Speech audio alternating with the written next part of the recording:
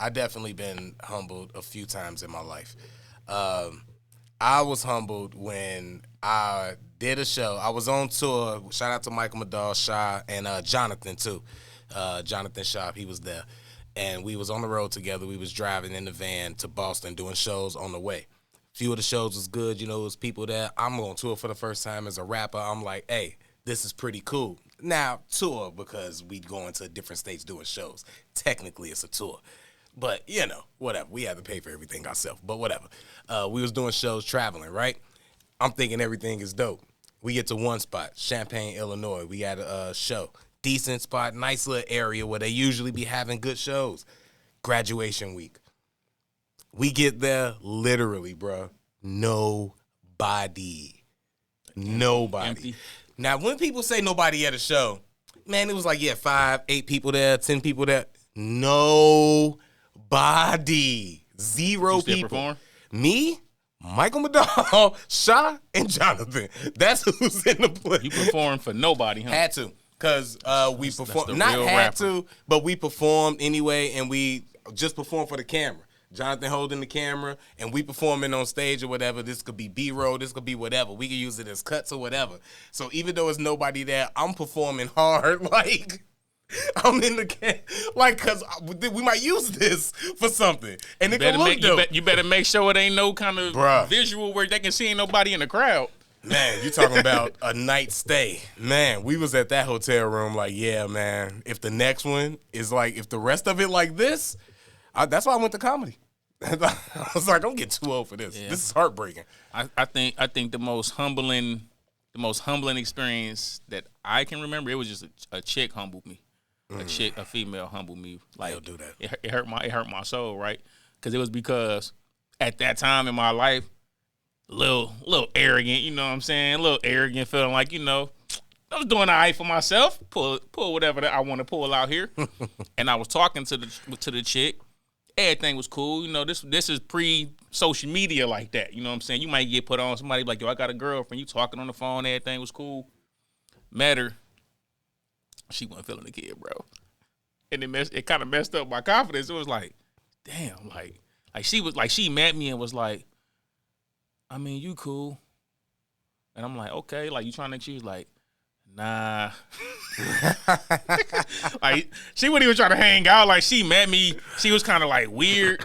So I'm just trying to figure. I'm like, damn, like she was like cool when we was on the phone and stuff. Man, bro, it's nothing more humbling than you trying to ask a chick like, so you trying to go out, and they just look at you dead smack in the face and just be like, nah. Yeah. Like, it's like, damn. stall me out a little bit. Stall me out. Like, be like, I'm busy. I got something going on. I got something to do. Can't do it. Or a straight no. Hit me with the straight nah. No, she didn't even say man. no. She hit me with the nah. Like, she dragged the ah. Like, if you dragged an ah, it's like, oh, you really don't want to hang out. You know what I'm saying? Like, you really violating my whole confidence. So I had to block her. I had to save my She dragged the ah. Nah, like she was sad for you asking even like, yeah, nah. like, nah.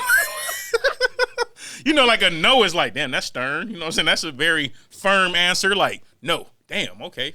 But when the motherfucker be like, nah, it's like, why would you even ask me? Nah, nigga, I'm not backing with you. It's like, damn, like that's humbling.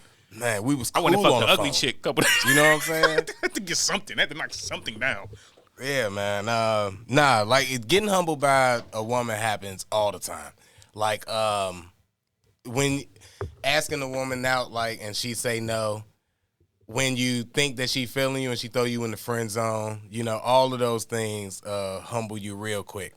But don't nothing humble you like when your I probably told this before too, but when your girl catch the messages that you was sending to somebody else, and you was telling her something like some wild stuff, and then Like your what? girl gotta come check. Like, what kind of wild stuff was Craig texting?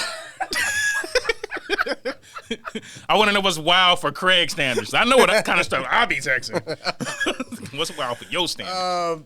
you know, just talking about like the things you gonna do. This was at a younger age. I gotta say, but you know, when you young Like, and babe, you, I'm eating the booty hole. That's what I'm doing. Nah, definitely. The booty hole Nah, is I wasn't on that old. the platter. Hey, I wasn't that mature yet. I was definitely young looking at that like, oh, why would you even be there? There's no circumstance where I would even be close. I haven't ate pussy from the back yet. But At that point, or still haven't? No, at this point, I haven't ate it. Because in my mind, I'm like, why would I even be there? And then when you get older and you eat pussy from the back, and you was like, oh, this is why you would be here. Say, I've eaten pussy from the back.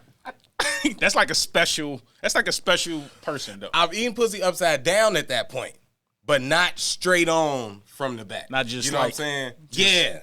Yeah. Like not when the as at eye level. Not when it's right there. When it's looking like a video transition.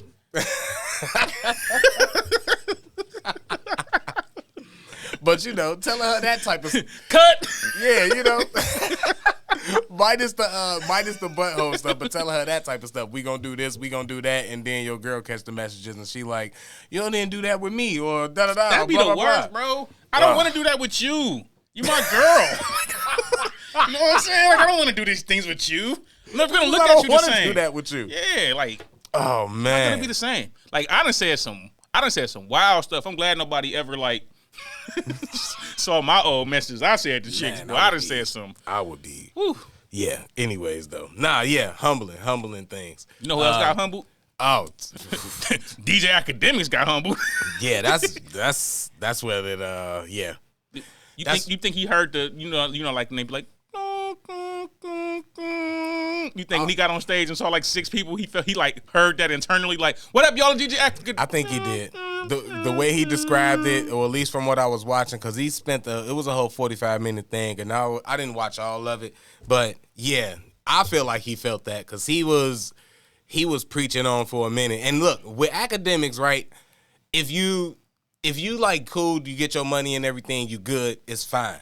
But you boast so much and talk so much shit, like you can't take no L. And then when you do take a L, you say I'm about to take my L, but you don't just take your L. Because it was a full, like, damn near 40 minutes of, this and the little Uzi Vert, and then I got paid this much to do this, and then I didn't even know, and then I'm looking at this, and then he tried to throw something on Charlemagne, like, I see Charlemagne going up against Busta Rhymes and Eve. He might have a little competition there. And then his guy was like, man, I don't know. I might go see Charlemagne the God. And he was like, against Busta Rhymes and Eve? And I'm like, don't try to throw no smut on Charlemagne. He gonna be good. I bet he have a packed crowd. I bet his stage went empty. But right. I feel like it's like, no, you went up against Uzi Vert, but it wasn't none of that. Nobody knew. You didn't promote it or nothing. Like he say, he don't do live events. So that you get your money digitally. Though. He kind of L-proof in a way. In a way, he's L-proof. I'm going to tell you why he's L-proof. I'll let you go on that, but I don't think so. I'm going to tell you why. Because all of us that give him the L ain't even his fan base. You're right. His fan base is the internet.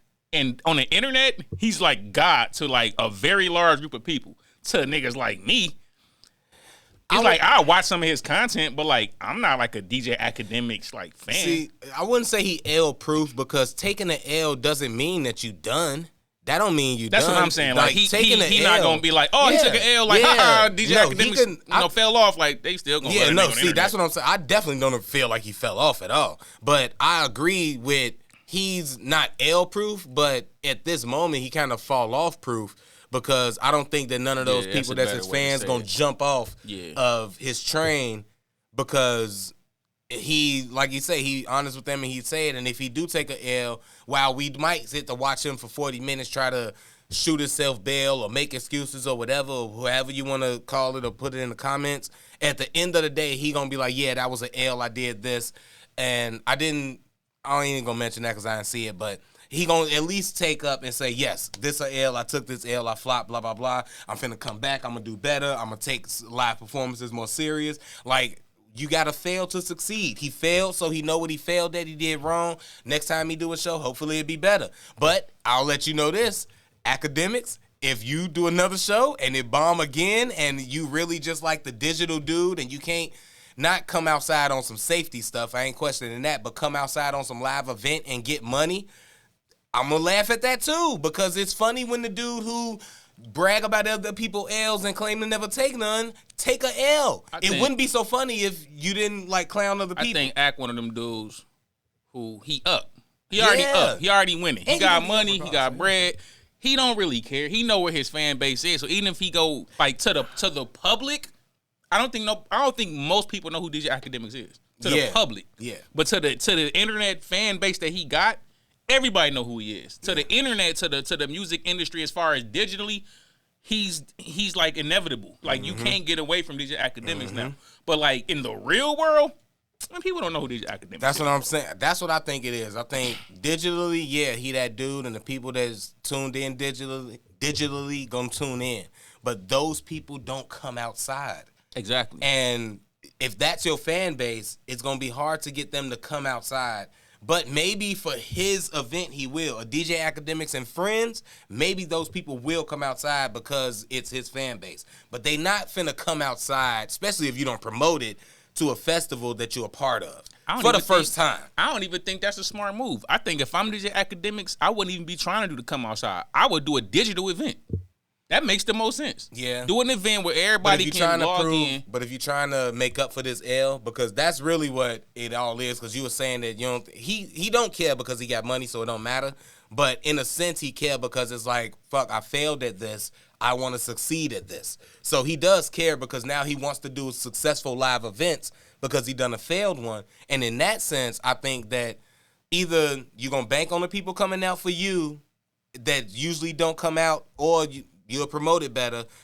Or I would say start doing stuff with Charlemagne. Start doing stuff with Joe Budden. Start doing stuff with your friends who do live shit. I think he delusional. And show people how you are outside to give them. I think he delusional. I don't think that's his lane.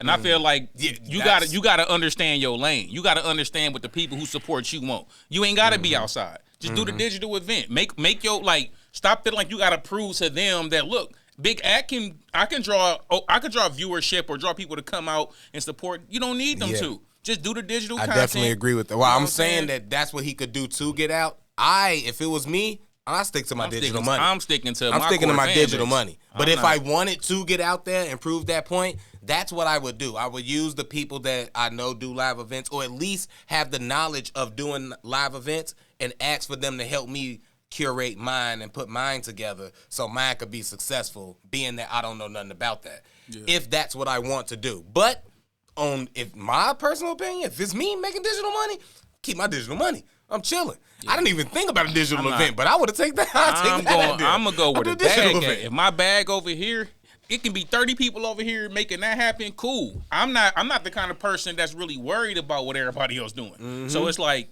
if this is over here making me my money, I don't care if the people over here don't mess with me. I'm going to get mine over here. I'm going to rock with the people who rocking with me. Shout out to 1090 Jake.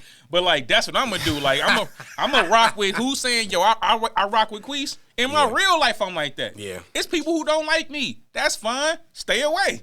I don't got to deal with you. You ain't got to deal with me. I ain't got to be hating on you or worrying about what you doing. I don't care. There's people who mess with me. I mess with people who mess with me. So if my audience is the over here essentially in the digital space, I'm not trying to show that, hey, I can draw this crowd at a festival. Mm-hmm. Get your digital money. Yep, and I'll do a digital event. Holla at Kev on Stage. He was doing successful comedy shows every month, putting comedians on, paying them, flying them out, doing the show. You get a room, 20, 30, maybe 50 people, and you get the camera set up, and then you charge people online for it. Exactly. And then you throw it exclusively on Rumble. And now you got DJ Akademiks and friends on your exclusive setup streaming service where your digital fans can go, they can pay for something or at least get something for free.